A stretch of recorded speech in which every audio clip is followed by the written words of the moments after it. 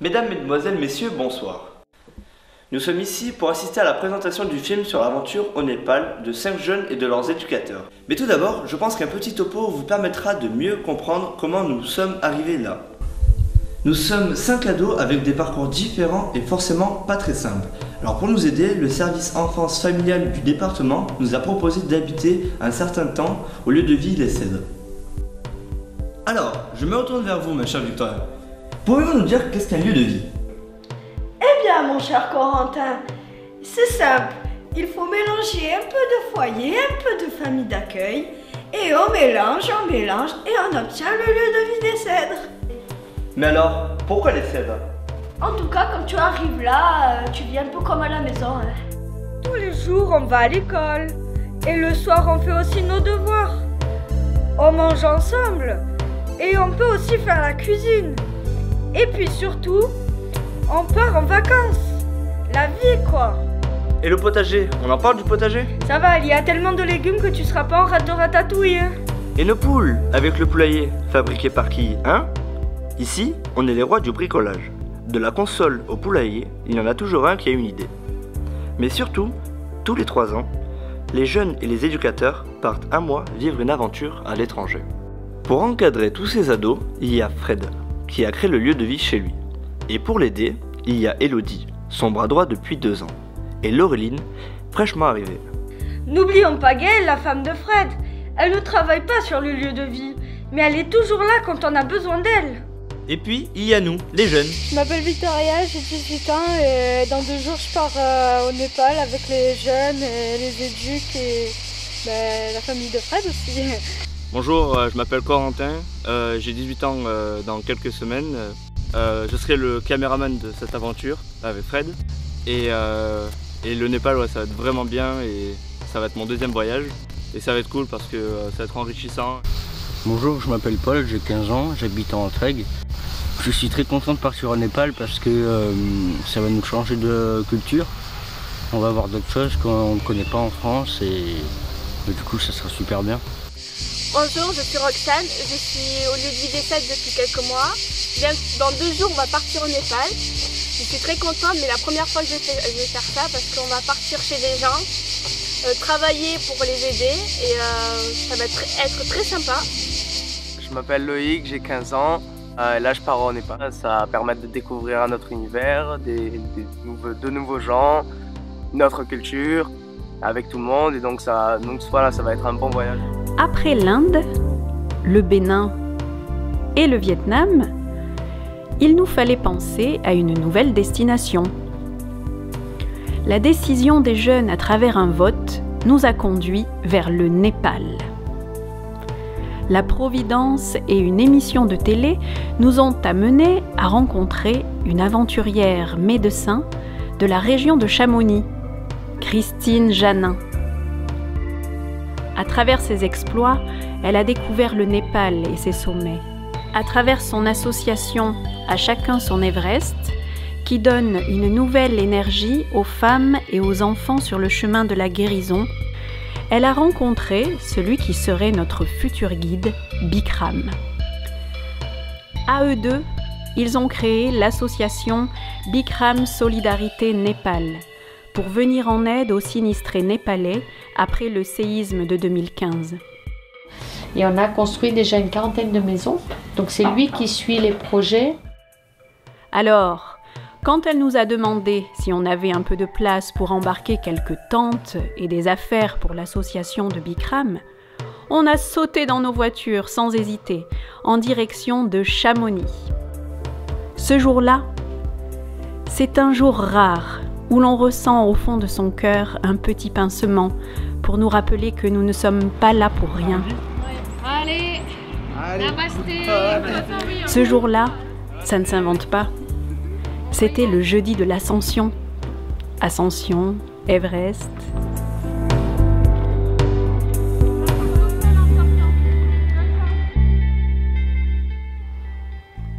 Il y a eu aussi la rencontre avec Monsieur Lama, un Népalais installé en France qui a pris du temps pour venir nous parler de son beau pays. Nos premiers mots en népalais. Après j'ai chaud. Je me rappelle savoir de toi. Comment ça va? Comment ça va? Tapai nai, costaud ça. Et puis vint le temps des bagages et du départ.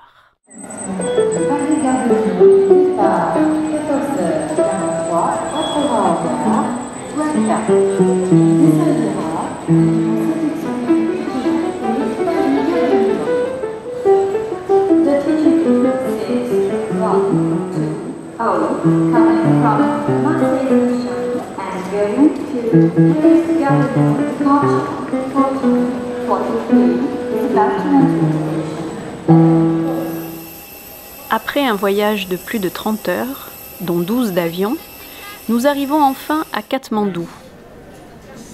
Encore quelques formalités, et c'est enfin la rencontre avec Bikram.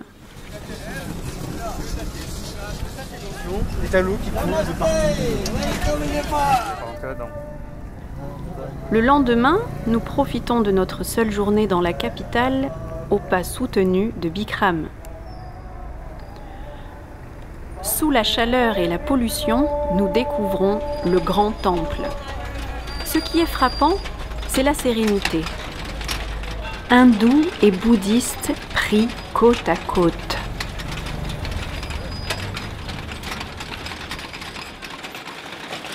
Bikram nous partage ses connaissances sur l'histoire et les religions de son pays. Ici, la vallée de Katmandou, c'était un grand lac. Après, l'eau est sortie. Donc, petit à petit, les humains ont installé, habité ici.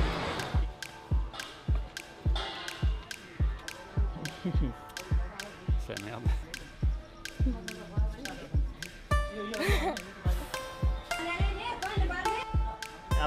Après Bouddha, c'est Bouddhi. Bouddhi, en mot sanskrit, ça s'appelle intelligence. Il était comme nous. Voilà. Il avait une femme, il avait un garçon, parce qu'il a choisi un Bible simple. Comme ça que ça devient Bouddha. Donc tout le monde peut devenir Bouddha, parce qu'on a ce potentiel. Oui. Voilà. C'est juste utilisé. Vendredi 14 juillet, nous sommes prêts à partir et l'équipe des guides est au complet. Il y a Dipen, l'assistant guide qui a gravi l'Everest cette année, Dan, le cuisinier, et Badour, son second, tous deux spécialistes des bivouacs en montagne. Nous pouvons partir en direction de Pokhara, ultime étape avant la région des Annapurna.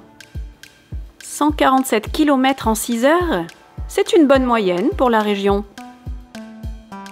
Ça fait 2 jours qu'on est au Népal et là on est à Pokhara.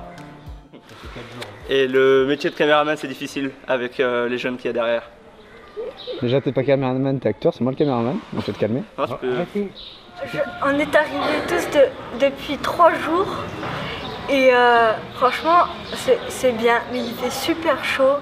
On a fait 7 heures de route pour faire Katmandou jusqu'à Pokhara, voilà. Et c'est super long, parce qu'en plus de ça les routes, c'est dangereux. Après une nuit mouvementée, où le plus jeune s'est cassé la clavicule, l'équipe moins Gaël, Ariel et Dipen se prépare au long trajet pour le bas Mustang. Il était dit que rien ne pouvait se passer simplement ce jour-là. À cause de la mousson et de la piste impraticable, les 4x4 ne sont pas venus. Il a fallu que Bikram change le point de rendez-vous et organise le transfert de la troupe et des bagages. Après quelques heures de route, nous avons rejoint un bus local, très local, mais privatisé pour l'occasion.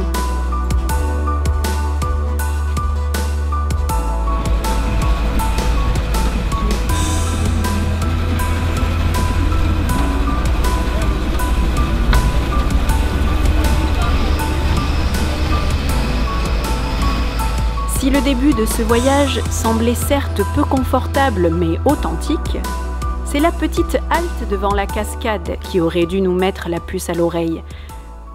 Nous avons rapidement réalisé pourquoi tous les Népalais étaient peu loquaces. La piste était effroyablement dangereuse.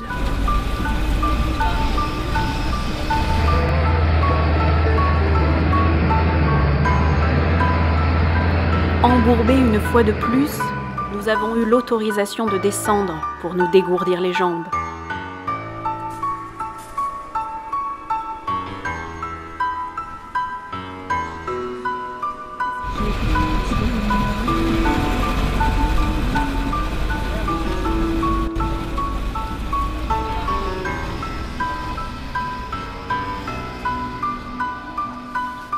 Heures plus tard, en passant devant l'Annapurna 1, nous arrivons en pleine nuit à Tini, dans la famille Takali. Rupana, la mère de famille, et ses filles Rupika et Deepika nous remettent l'écharpe en signe de bienvenue. Nous sommes fatigués mais soulagés.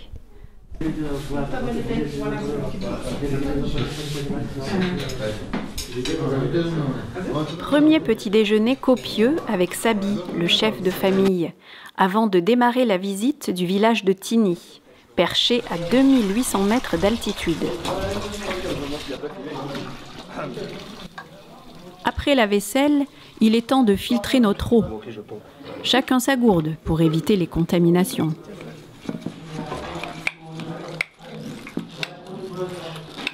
Ça, c'est descend ton truc. Bah. Ah. Faut que je me préviens, c'est une vache qui me charge sur la droite. Et c'est parti pour la visite. Bon, tu es un peu plus grand que moi. Non, ça va. Nous sommes surpris du vent qui se lève d'un coup sans discontinuer jusqu'au soir. Nous l'appellerons le vent de 11 heures. Les jeux de cartes sont très fédérateurs. Et comme Christine nous avait donné un Uno, les parties se sont enchaînées, avant d'échanger un peu plus longuement sur la vie de chacun, avec la traduction de Bikram.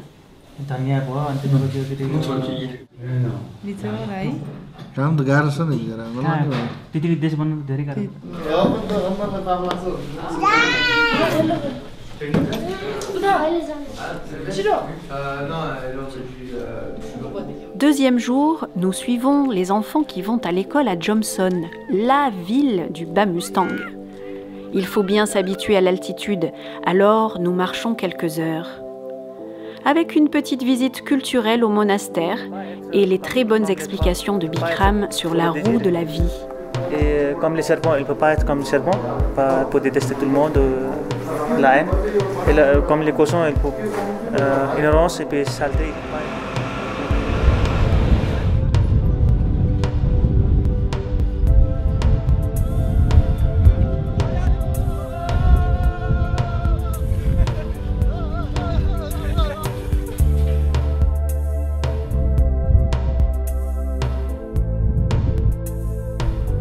De retour au village, Rupana nous invite chez ses beaux-parents pour façonner en famille des boulettes de farine de sarrasin. Une fois séchées et aromatisées au génépi, elles serviront à la fabrication de la bière. Autour du travail, le partage. C'est ça, ben ouais, la pâte. Il faut l'aplatir un peu. On peut le deux. Il fait petit. Ah mais garde-le. C'est bon comme ça. Petit. Comme ça.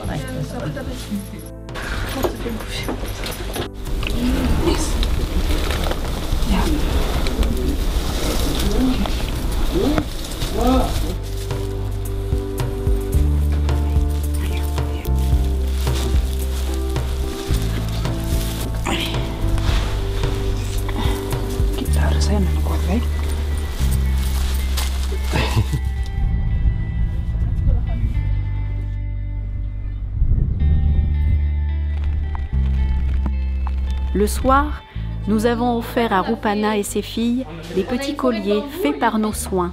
Ce fut une grande surprise pour elles. Des bijoux en résine.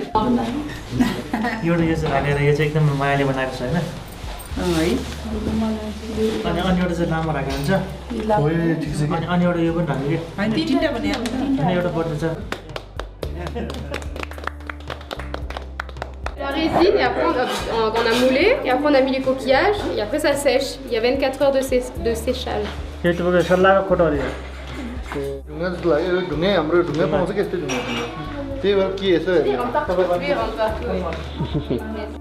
Merci beaucoup.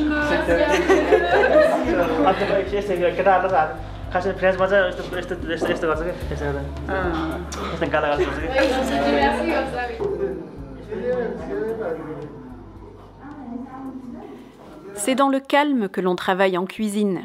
Roxane et surtout Victoria poursuivent leur formation de chef avec la fabrication de raviolis tibétains appelés momo.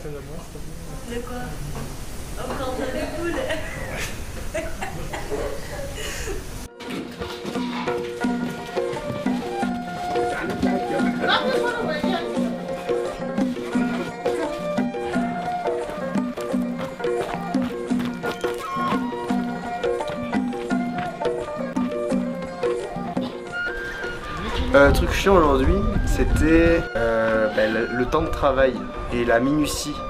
Ce qui peut être dur dans la journée d'aujourd'hui, ça serait genre rester comme ça, là, les jambes accroupies pendant longtemps en train de prendre les herbes par terre.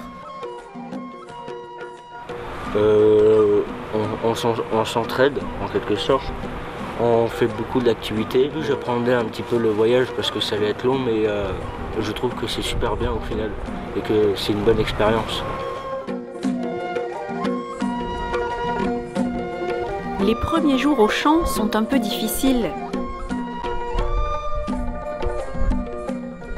Sabi et sa femme sont étonnés que l'on veuille participer à leur quotidien. Et Bikram doit se demander ce que fait un guide de haute montagne avec des ados dans un champ.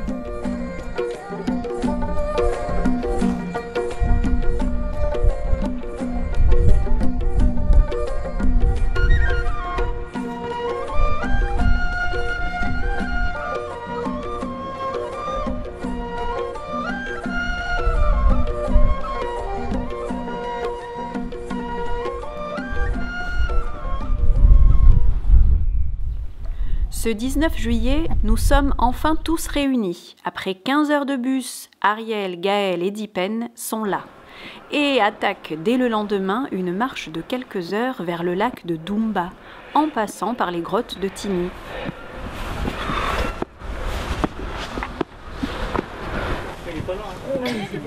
C'est pour ça, il est pas loin. C'est petit, c'est tout petit. Bon alors, vous venez ou quoi? Alors. Dans 20 heures, c'est quoi dans 20 heures? Voilà.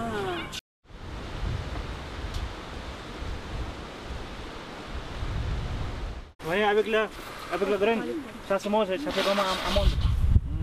Voyez avec vos grains. Ah oui.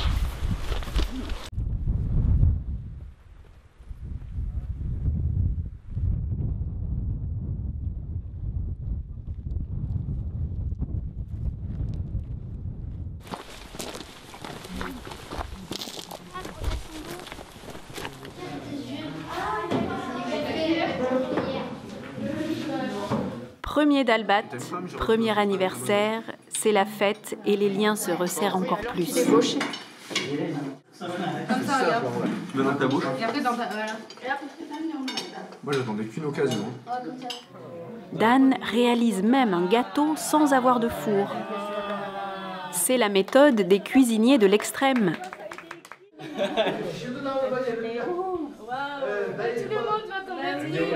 Allez, Martine. Après, il pourra plus respirer. Non, mais tu sais comment je suis. Vous voulez que je le fasse? Ouais, vas-y, fais-le. Parce que moi, je suis pas non. Paul, touche pas. Viens, on n'est pas les blancs.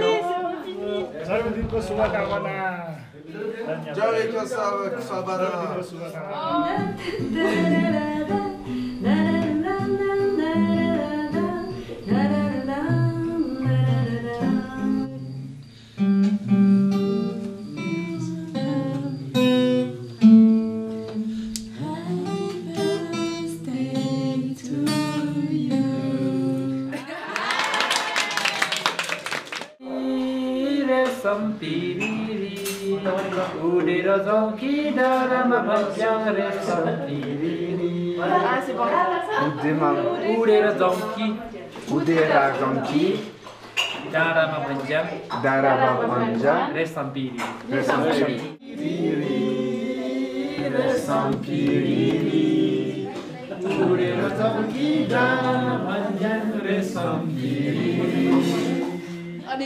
Voilà, l'arrivée au Népal s'est bien passée.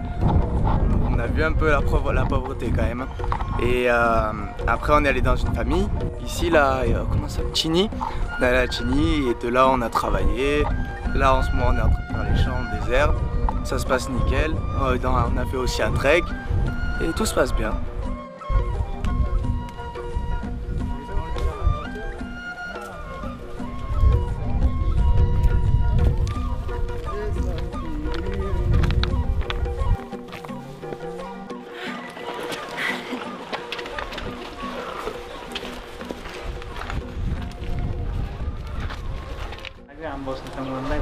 भन्ने मैले यहाँ ए रमाइलो लाग्यो तपाईहरुसँग काम गरेर मेसी भएको के भन्छ Elle est contente de travailler avec ses parents et avec nous. Il a dit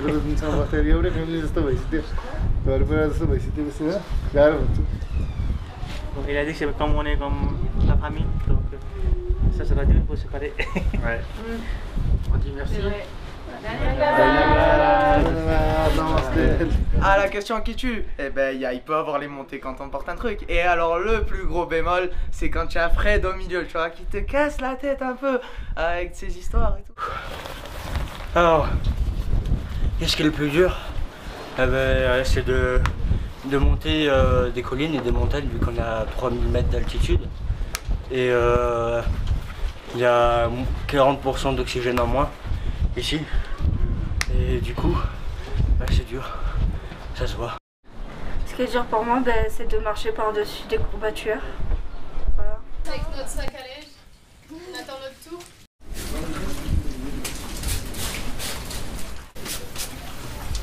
Vous n'avez rien. Vache enrhumée.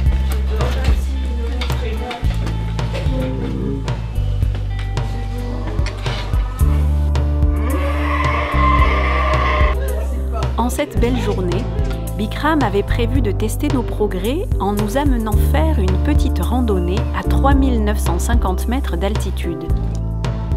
Quant à Sabi, il avait la ferme intention d'amener ses 2 taureaux paître en altitude.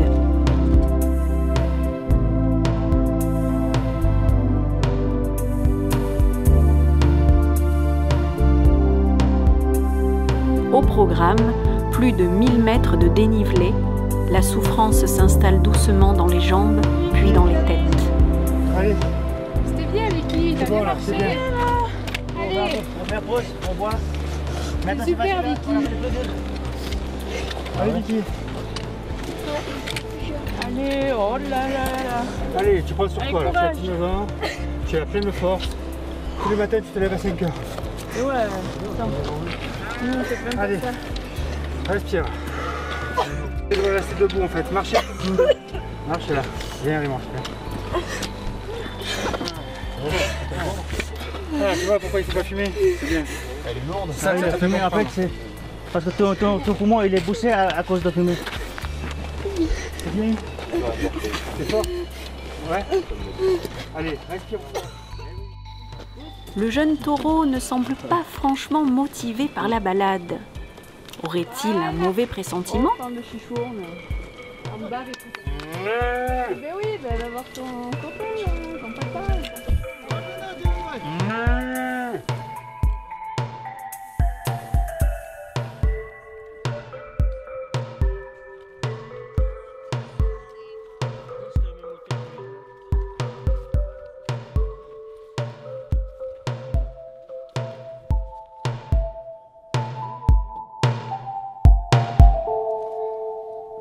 Enfin, le sommet, un point de vue idéal pour admirer la vallée et reposer l'esprit.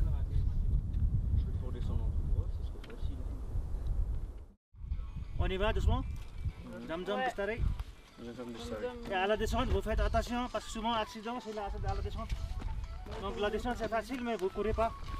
Au retour, nous ne sommes pas descendus avec le petit taureau. Ce sont les vautours qui le lendemain nous indiqueront sa position. Il fut dévoré par 2 léopards des neiges dans la nuit. Le jour suivant, tout le monde vaque à ses occupations. Rupana au moulin pour faire la farine de sarrasin et Sabi avec les hommes du village pour la préparation de la viande de yak. Ah ouais? Ouais, tu vois, là, Ah ouais.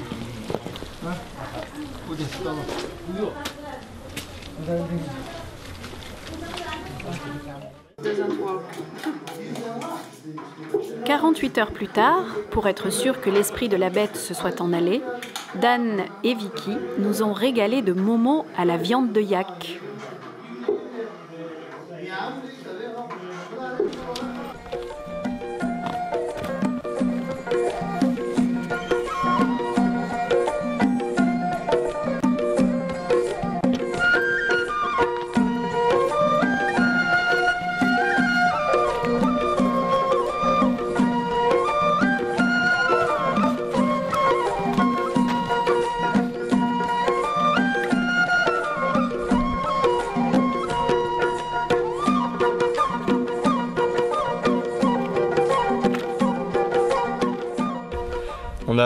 On a commencé à faire des petits treks de 5 heures pour s'habituer au long trek qu'on va faire dans une semaine.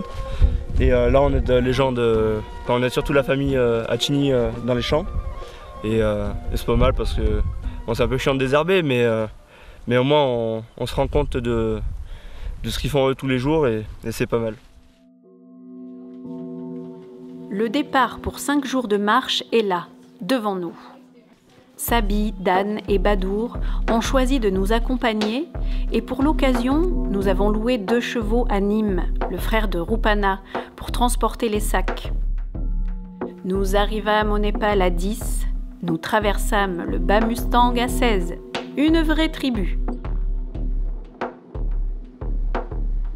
La première étape nous oblige à traverser la rivière Kali Gandaki. Nous sommes décidés à faire la traversée à pied plutôt qu'en tracteur. Mais le courant est si fort qu'il fait rouler les pierres. Le risque est d'en recevoir une sur les chevilles. Alors, nos amis insistent pour que bon nombre d'entre nous traversent sur leur dos.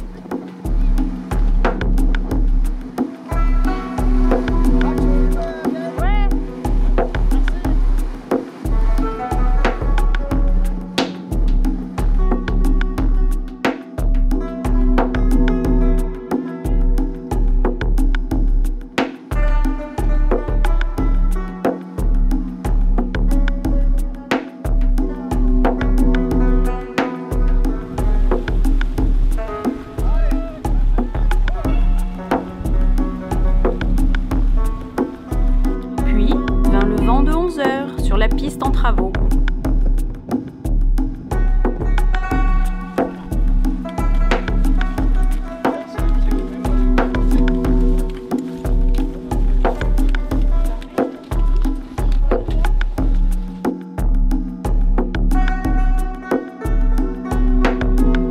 De marche et nous voici au petit village de Kagbeni, dans un de ces hôtels pour trekkers, le dénommé Yak Donald. Il est le gîte le plus confortable et le plus joli de notre voyage. Après une bonne douche et un bon repas, Bikram nous propose une petite visite de la ville et du monastère.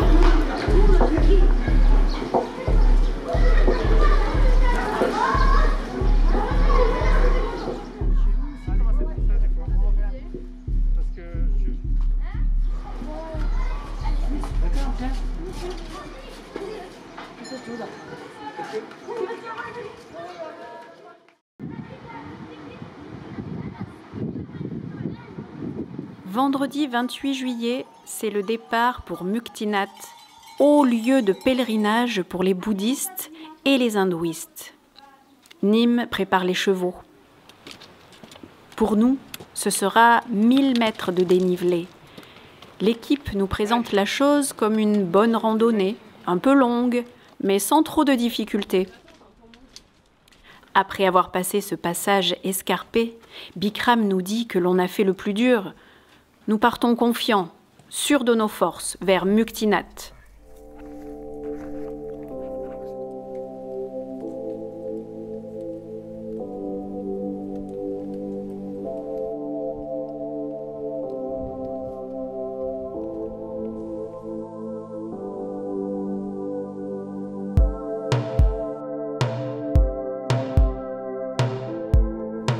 le paysage est magnifique. Dans ces vastes étendues montagneuses, presque désertiques, le balai des nuages sur les monts qui culminent à 4000, 6000, 7000, c'est tout simplement beau. Les heures s'égrènent lentement, il fait chaud, mais le vent de 11 heures nous rafraîchit. La faim nous gagne petit à petit et pèse sur les organismes. Le village d'étape que nous voyons au loin semble si proche, et pourtant, il nous faudra encore une bonne heure d'effort pour l'atteindre. Nous arrivons épuisés pour manger un dalbat à l'étage d'une échoppe rustique.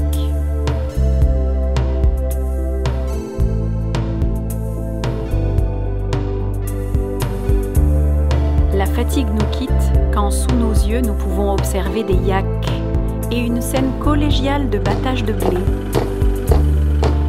Puis nous repartons vers Muktinat, épuisés par 6 heures de marche sur ce que l'on appelle le faux plat népalais.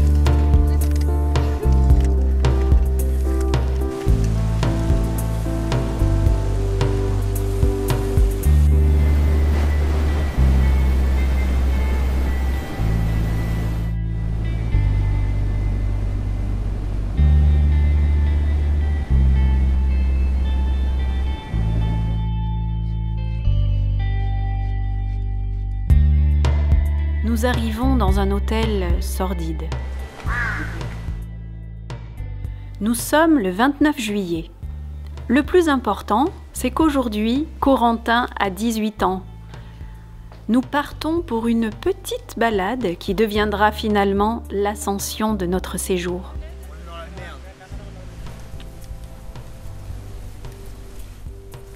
Et le caméraman, c'est tout au fond, il essaie d'être le premier pour filmer la file. Et ça, c'est chaud. Bikram allait faire en sorte que ce voyage, qui était devenu une aventure, soit une réalisation humaine collective. Ce fut le 29 juillet où nous avons marché dans cet environnement hors du commun, jusqu'à 4200 mètres d'altitude. 4200, ça vaut le plus gros cadeau matériel. Bravo! Le peu d'images de l'ascension reflète la difficulté de l'épreuve. Ce moment où, solidaire de ceux qui sont à 2 doigts de craquer, on s'enferme dans sa tête pour oublier la douleur physique et faire en sorte que les derniers remparts de volonté ne cèdent pas. Ça y est, nous y sommes. C'est notre Everest, c'est notre Mont Blanc, c'est notre Mont Ventoux. On l'a fait, ensemble, humble devant la nature. C'est une occasion de faire une petite cérémonie pour sceller avec un petit bracelet ce lien entre nous tous.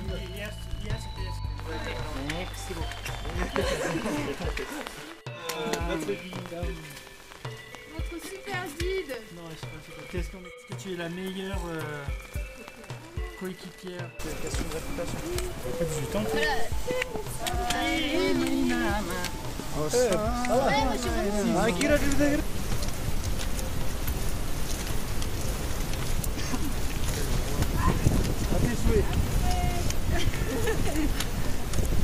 Ça là, ton chapeau là, il se plie. C'est toi qui l'as choisi. Tu l'as pas essayé? Non mais c'est pas ça, c'est qu'il se... Ah là, La nuit, plus longue qu'à l'accoutumée et avec un peu moins de puces, fut réparatrice. Nous rentrons sur Kagbeni. C'est noir. C'est noir. Les araignées, les araignées.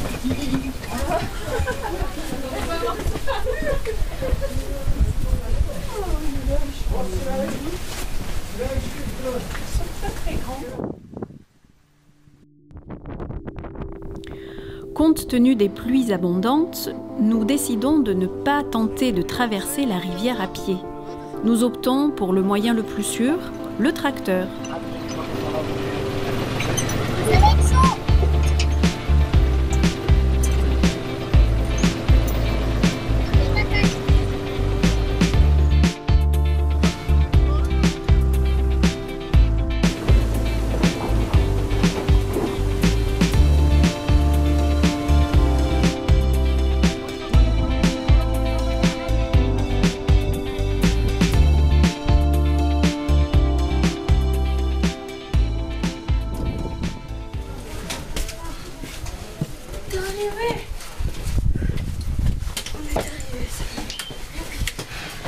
De retour à Tini pour 2 jours, nous sommes accueillis par des sourires et des namastés discrets.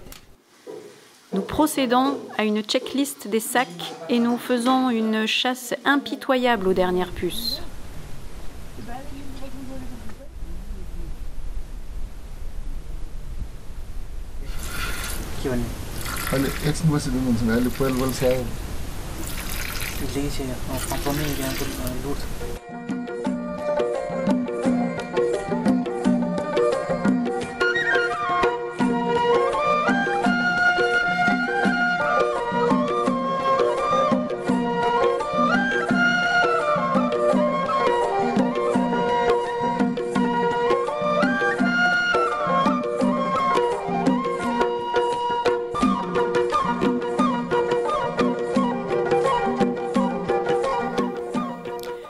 Une dernière journée rando qui nous conduit au village de Marfa, où Sabi nous permet de rencontrer un grand moine tibétain réfugié au Népal depuis la sanglante et destructrice invasion chinoise. Ce moine Khenpo nous fera visiter son temple et nous parlera de son histoire.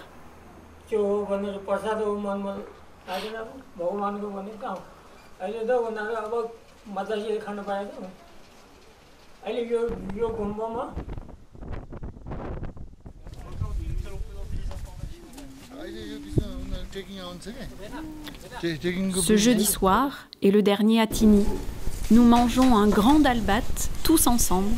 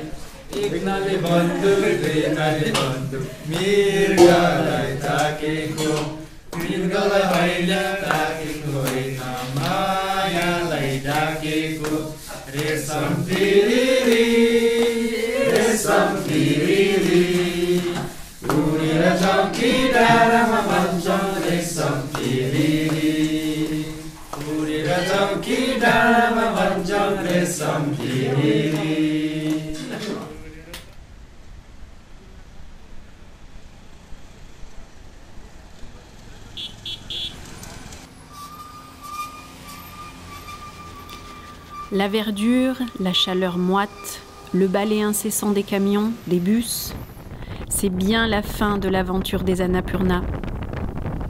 Welcome to Katmandou! Il nous reste 5 jours pour sentir l'ambiance de la capitale. La surpopulation, le tourisme omniprésent, l'anarchie routière, un peu plus de confort, mais la pollution, le bruit, la fête, il nous fallait aussi le vivre.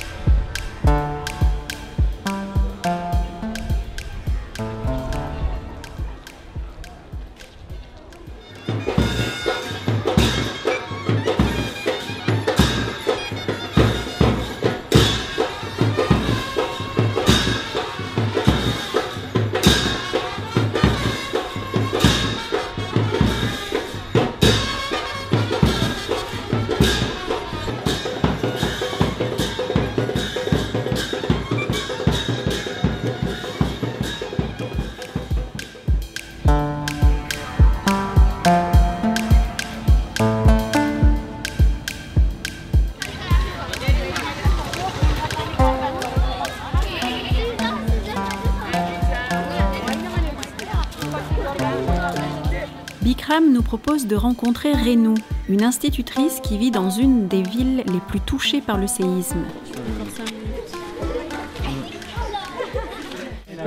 Ça, tu peux le filmer, ça. Si Loïc ne fumait pas, il pourrait financer la scolarité d'un enfant au Népal. C'est dégueulasse.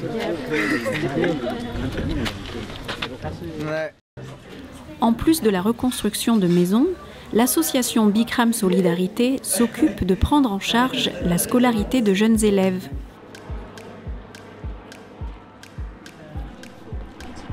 Rénou, avec ses petits moyens, nous offre l'hospitalité chez elle.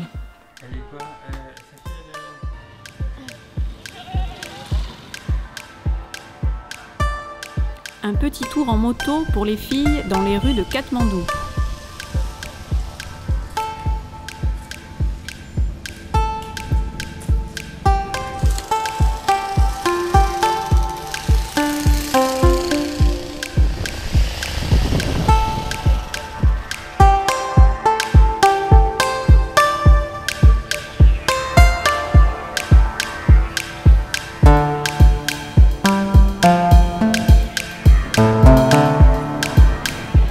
La veille du départ, c'est aussi le dernier anniversaire du voyage.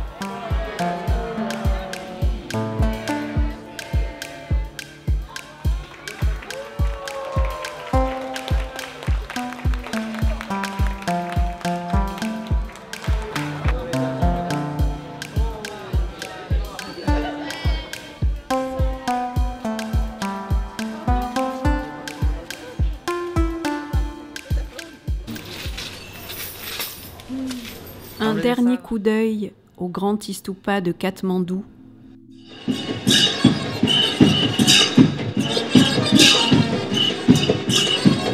Surpris dans notre sommeil par ce rythme de fou, l'aventure s'achève. C'est l'heure du retour. Merci. Tout le monde. Oui. Bon voyage. Bon voyage. Pour la suite aussi, on espère se